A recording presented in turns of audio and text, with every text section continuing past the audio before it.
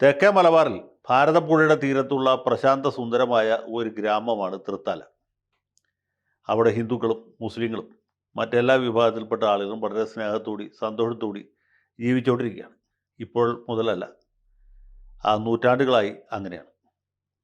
അവിടെ പള്ളി ഉറൂസുമായി ബന്ധപ്പെട്ട് അതിൻ്റെ തുടർച്ചയെന്നോണം നടത്തപ്പെട്ട ഒരു ഗ്രാമോത്സവത്തിൽ വലിയ ആന എഴുന്നള്ളിപ്പ് ഒക്കെ ഉണ്ടായി. ഈ മലബാറിൽ, പ്രത്യേകിച്ച് തെക്കേ മലബാറിൽ ഇതുപോലുള്ള ആഘോഷങ്ങളുണ്ട്. നേർച്ചകളും ഉറൂസുകളും ഒക്കെ വ്യാപകമായിട്ട് നടക്കുന്നുണ്ട്. അതിൽപ്പെട്ട ഒന്നാണ് ഈ തൃത്താല ഉറൂസ് എന്നാണ് ഞാൻ മനസ്സിലാക്കിയത്. അതിൻ്റെ തുടർച്ചയെന്നോണം നാട്ടുകാരെല്ലാവരും കൂടി ചേർന്ന് ജാതി മത ഭേദമന്യേ വിവിധ രാഷ്ട്രീയ പാർട്ടി നേതാക്കന്മാരൊക്കെ പങ്കെടുത്ത് നടത്തുന്ന ഒരു ഗ്രാമോത്സവം ഉണ്ടായി. ഈ ഗ്രാമോത്സവത്തിൽ നിരവധി ആനകളെയും എഴുന്നള്ളിച്ചു. 42 ആന എഴുന്നള്ളിച്ചു. അതിൽ 3 ആനകളുടെ പുറത്ത് ഈ ഹമാസ് നേതാക്കളായിരുന്ന ഇസ്മായിൽ ഹാനിയ, യഹിയ സിൻവർ, അതുപോലെ ഹിസ്ബുള്ളയുടെ മേധാവിയായിരുന്ന ഇസ്രായേലിൻ്റെ ആക്രമണത്തിൽ കൊല്ലപ്പെട്ട ഹസൻ നസ്രുള്ള, ഈ 3 യോഗ്യന്മാരുടെയും ചിത്രങ്ങൾ ആനപ്പുറത്ത് എഴുന്നള്ളിച്ചു. അതിൻ്റെ സംഘാടകർ പറയുന്നതനുസരിച്ചാണെങ്കിൽ ഈ സാധാരണ സിനിമാകാരന്മാരുടെയും മറ്റുമൊക്കെ പടങ്ങളാണ് ഇവർ ആനപ്പുറത്ത് എഴുന്നള്ളിക്കാറ്. മോഹൻലാലിൻ്റെ, മമ്മൂട്ടിയുടെ, അങ്ങനെയുള്ള ആളുകളുടെയാണ്. അതല്ലെങ്കിൽ നമ്മുടെ സദ്ദാം ഹുസൈൻ്റെ ഒക്കെ ചിത്രങ്ങൾ പലപ്പോഴും ആനപ്പുറത്ത് എഴുന്നള്ളിച്ചിട്ടുണ്ട് എന്നാണ് പറയുന്നത്. അതൊക്കെ ഓരോ ടീമുകൾ പണം പിരിവിട്ട് നടത്തുന്ന ആഘോഷങ്ങളാണ്. അപ്പോൾ ആനപ്പുറത്ത് ആരെഴുന്നള്ളിക്കണം എന്നവർ തീരുമാനിക്കും. ഇങ്ങനെ നടത്തപ്പെട്ട ഒരു ആഘോഷം വലിയ തെറ്റിദ്ധാരണയ്ക്കും അല്ലെങ്കിൽ വലിയ വിവാദത്തിനും തിരികൊളുത്തിരിക്കുക. ഇതിൻ്റെ ദൃശ്യങ്ങൾ പകർത്തിയെടുത്ത് ഇതാ കേരളത്തിൽ ഹമാസ് തീവ്രവാദികളെ ആഘോഷിക്കും എന്ന് പറഞ്ഞ്, അതോടൊപ്പം തന്നെ ഈ ബോംബിങ്ങിൽ തകർന്ന് തരിപ്പണമായി കിടക്കുന്ന ഗാസയുടെ ചിത്രങ്ങൾ കൂടി ചേർത്ത് വടക്കേ ഇന്ത്യയിൽ മാധ്യമങ്ങൾ ആഘോഷിക്കുക. കേരളം അല്ലെങ്കിൽ തന്നെ തീവ്രവാദികളുടെ സ്വന്തം നാടാണ് എന്നൊരു ധാരണ ഉണ്ടാക്കുന്നതിൽ ഇവർ വിജയിച്ചിട്ടുണ്ട്. ഓരോ നിയമസഭാ തിരഞ്ഞെടുപ്പ് വരുമ്പോഴും അതാത് സംസ്ഥാനങ്ങളിലെ BJPയുടെ നേതാക്കന്മാർ ജനങ്ങളെ ഉപദേശിക്കുന്നത്, നമ്മുടെ സംസ്ഥാനം കേരളം പോലെ ആകാതിരിക്കണമെങ്കിൽ, അല്ലെങ്കിൽ ബംഗാൾ പോലെ ആകാതിരിക്കണമെങ്കിൽ, കാശ്മീർ പോലെ ആകാതിരിക്കണമെങ്കിൽ നിങ്ങൾ ഞങ്ങൾക്ക് വോട്ടിക്കണം എന്നാണ്. അപ്പോൾ ഈ കേരളം എന്ന് പറഞ്ഞാൽ വളരെ അപകടം പിടിച്ച ഒരു സ്ഥലമാണ്. ഇവിടെ ജിഹാദികളുടെ അഴിഞ്ഞാട്ടമാണ് എന്ന് പ്രചരിപ്പിക്കുന്ന, അതിന് താല്പര്യപ്പെടുന്ന ഒരു വിഭാഗം ആളുകൾ വടക്കേ ഇന്ത്യയിലുണ്ട്. അവിടുത്തെ പല മാധ്യമങ്ങളും ഇതിന് മുൻകൈ എടുത്ത് പ്രവർത്തിക്കുന്നവരുമാണ്. അതുകൊണ്ടാണ് ഇവിടെ നടക്കുന്ന ഈ ഒറ്റപ്പെട്ട സംഭവങ്ങൾ പോലും അവിടെ വലിയ വിവാദമാണ്. ഇങ്ങനെ ഒരു സംഭവം നടന്നത് മാതൃഭൂമിയിലാവട്ടെ മനോരമയിലാവട്ടെ വന്നില്ല, മറ്റു പത്രങ്ങളിലും കണ്ടില്ല. പക്ഷേ ഇത് വടക്കേ ഇന്ത്യയിലെ മാധ്യമങ്ങളിൽ, അവിടുത്തെ ടെലിവിഷൻ ചാനലുകളിൽ, പത്രങ്ങളിലൊക്കെ വാർത്തയിട്ടു. അത് കണ്ടിട്ടാണ് ഞാനടക്കമുള്ള ആളുകൾ ഇവിടെ ഇങ്ങനൊരു സംഭവം നടന്നാലും അറിയുന്നത്. അപ്പോൾ എന്തുകൊണ്ടാണ് ഇങ്ങനെ നടക്കുന്നത് വെച്ചാൽ, ഇവിടെ ഇങ്ങനെയുള്ള സംഭവങ്ങൾ ഇടയ്ക്ക് നടക്കുന്നു. ഇവിടെ ഇപ്പോൾ ഞാൻ തന്നെ നേരത്തെ പറഞ്ഞല്ലോ, നമ്മുടെ യഹിയ സിൻവർ കൊല്ലപ്പെട്ടപ്പോൾ എൻ്റെ നാടായ ആലുവയിൽ ജമാഅത്തെ ഇസ്ലാമിയുടെ നേതൃത്വത്തിൽ അദ്ദേഹത്തിന് വേണ്ടി മയ്യത്ത് നമസ്കാരം നടത്തി. അതുപോലെ ഇസ്മായിൽ ഹനിയ കൊല്ലപ്പെട്ടപ്പോൾ അദ്ദേഹത്തിൻ്റെ പടം വെച്ച് ഫ്ലെക്സ് ബോർഡുകൾ പ്രത്യക്ഷപ്പെട്ടു. അങ്ങനെയൊക്കെയുള്ള സംഗതികൾ നടക്കും. ഇത് 10-15 പേരായിരിക്കും ഇതിൽ പങ്കെടുക്കുന്നത്. അതിൻ്റെ പഴി വരുന്ന ആർക്കാണ്? സംസാരത്തിന് മുഴുവനുമാണ്. അപ്പോൾ ഇങ്ങനെ ഒറ്റപ്പെട്ട സംഭവങ്ങൾ അങ്ങിങ്ങ് ആവർത്തിക്കുകയും അതിനെ ചില ആളുകൾ സൈദ്ധാന്തിക തലത്തിൽ ന്യായീകരിക്കുകയും.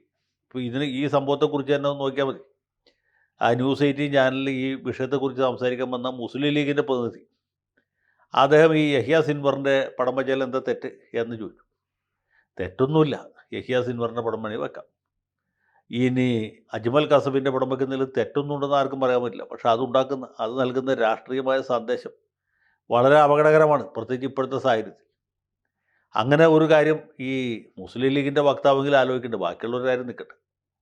അടുപ്പൂട്ടി ചർച്ച നടത്തുന്ന ആൾക്കാരെ സംബന്ധിച്ചിടത്തോളം ഇതിനെയൊക്കെ ന്യായീകരിക്കാം. വീരാരാധനയുടെ ഫലമാണ് എന്നൊക്കെ അവർക്ക് പല സിദ്ധാന്തങ്ങളും അവതരിപ്പിക്കാം. പക്ഷേ ലീഗ് പോലെ ഉത്തരവാദിത്തമുള്ളൊരു രാഷ്ട്രീയ പ്രസ്ഥാനത്തിൻ്റെ പ്രതിനിധിയായിട്ട് ചർച്ചയിൽ പങ്കെടുക്കുന്ന ആൾ കുറച്ചുകൂടി ചുമതലാബോധം കാണിക്കേണ്ടതല്ലേ എന്നാണ് എൻ്റെ സംശയം.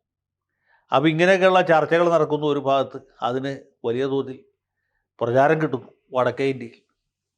അതേ സമയത്ത് തന്നെ ഇത് വെച്ച് മുതലെടുപ്പ് നടത്താൻ വേറെ പല ആളുകളും കരുതി കൂട്ടി നിൽക്കും.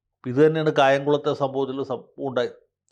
കായംകുളത്ത് ലീഗുകാരനായ ഒരു മുനിസിപ്പൽ കൗൺസിലർ അദ്ദേഹത്തിൻ്റെ അധികാര പരിധിയിൽപ്പെട്ട, അദ്ദേഹത്തിൻ്റെ പ്രവർത്തന പരിധിയിൽപ്പെട്ട ഡിവിഷനിൽ നടന്ന ഒരു ആരോഗ്യ കേന്ദ്രത്തിൻ്റെ ഉദ്ഘാടനത്തിന് മുമ്പായി സ്ഥലത്തെ ചില മുസ്ലിം മതപണ്ഡിതന്മാരെ കൊണ്ടുവന്ന് അവിടെ ഒരു പ്രാർത്ഥന നടത്തി.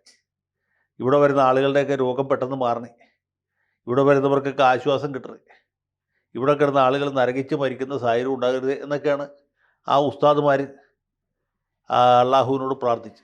അപ്പോൾ കൂടെ നിൽക്കുന്നവരൊക്കെ ആമീൻ പറയുന്നുണ്ട്. ഇത് സത്യത്തിൽ വളരെ നല്ല കാര്യമാണ്. ആളുകളുടെ അസുഖം മാറാൻ വേണ്ടി പ്രാർത്ഥിക്കുന്നതിൽ എന്ത് തെറ്റുള്ളത്? അത് മുസ്ലിം മതപണ്ഡിതന്മാർക്ക് നടത്താം. ഇനി പള്ളിയിലെ അച്ഛന്മാരെ വിളിച്ച് അവിടെ വെഞ്ചരിപ്പ് നടത്തുന്നതിന് ഞാനെതിരല്ല. ഇനി ഇതിൻ്റെ ഉദ്ഘാടനത്തിന് മുന്നോടിയായിട്ട് ഗണപതി ഹോമം നടത്തും, അതും നടത്താം. കാരണം ആളുകളുടെ അസുഖം മാറലാണ് പ്രധാനം. ഇനിയിപ്പോൾ ഏത് ദൈവത്തോട് പ്രാർത്ഥിച്ചാലാണ് മനുഷ്യർക്ക് കൂടുതൽ ആശ്വാസം കിട്ടുക, ഏത് രോഗത്തിന് എന്ത് പ്രാർത്ഥനയാണ് മരുന്നെന്ന് നമുക്കറിയില്ല. പക്ഷേ ഇത് കൊടുക്കുന്ന ഇതിൻ്റെ ദൃശ്യങ്ങൾ എടുത്ത് ലോകമെമ്പാടും പ്രചരിപ്പിക്കുകയാണ്. കേരളത്തിൽ കേന്ദ്ര സർക്കാരിൻ്റെ ഫണ്ട് കൊണ്ടുണ്ടാക്കിയ ആരോഗ്യ കേന്ദ്രത്തിൽ മുസ്ലിം മതപണ്ഡിതന്മാരെ വിളിച്ച് പ്രാർത്ഥന നടത്തും. മുനിസിപ്പാലിറ്റി ഭരിക്കുന്നത് CPM ആണ്. ഉദ്ഘാടനം ചെയ്തത് CPM-കാരനായ നമ്മുടെ സാംസ്കാരിക മന്ത്രി സജി ചെറിയാനാണ്. സ്ഥലം MLA ചടങ്ങിൽ പങ്കെടുത്തു എന്നൊക്കെ ആരോപിക്കും. ഇവരാരുടെ സാന്നിധ്യത്തിലല്ല ഈ പ്രാർത്ഥന നടന്നെങ്കിൽ പോലും ഇങ്ങനെയുള്ള കാര്യങ്ങൾ മൊത്തത്തിൽ പ്രചരിപ്പിച്ച് ഇവിടെ മൊത്തം കുഴപ്പമാണ് എന്ന ഒരു ധാരണ ഉണ്ടാക്കാനാണ് ശ്രമിക്കുന്നത്. അപ്പോൾ ഇങ്ങനെയുള്ള കാര്യങ്ങൾ ചെയ്യുന്നവർക്ക് വ്യക്തമായ ഉദ്ദേശമുണ്ട്. പക്ഷേ ഇതിൽ കൊണ്ട് കഴുത്ത് വെച്ച് കൊടുക്കുന്നവർ അത് മനസ്സിലാക്കുന്നില്ല. മാത്രമല്ല, ഇത് വിവാദമാകുമ്പോൾ അതിനെ ന്യായീകരിക്കും. ഇതിലെന്താണ് തെറ്റ് എന്ന് ചോദിക്കുകയും ചെയ്യും. ഈ അറിയാത്ത പിള്ള ചൊറിയും പറയും എന്ന് കാരണവന്മാർ പറഞ്ഞിട്ടുള്ള വെറുതെ അല്ല. അത് അധികം വൈകാതെ ഇവർക്ക് മനസ്സിലാവും. ഇപ്പോൾ കായംകുളത്തെ സംഭവത്തെക്കുറിച്ചും ലീഗുകാരനാണ് കൗൺസിലർ ചോദിച്ചാൽ മുസ്ലിം ലീഗിൻ്റെ നേതാക്കന്മാരോട് ഇപ്പോൾ ഈ ആരോഗ്യ കേന്ദ്രത്തിൽ പ്രാർത്ഥന നടത്തി എന്താ കുഴപ്പം? അതിൽ നമ്മൾ ഓർക്കേണ്ട ഒരു കാര്യമുണ്ട്. കഴിഞ്ഞ പാർലമെൻറ്റ് തെരഞ്ഞെടുപ്പിൽ ആരിഫ് സഖാവ് വളരെ പുറകെ പോയൊരു സ്ഥലമാണ് കായംകുളം. അവിടെ ആരാണ് 2ാം സ്ഥാനത്തേക്ക് വന്നത്, ആരാണ് ഇനി 1ാം സ്ഥാനത്തേക്ക് വരാൻ ശ്രമിക്കുന്നത് എന്നും കൂടി ആലോചിച്ച് നോക്കിയാൽ ഇതിലെ ശരിക്കുള്ള അപകടം ഇവർക്ക് മനസ്സിലാവും എന്നാണ് എൻ്റെ വിശ്വാസം. അതുകൊണ്ട് ഈ അറിയാത്ത പിള്ള ചൊറിയും പറയും എന്ന് കാരണവന്മാർ പറഞ്ഞ് വെറുതെ അല്ല എന്ന് മാത്രം ഈ സന്ദർഭത്തിൽ ഓർമ്മിപ്പിക്കും.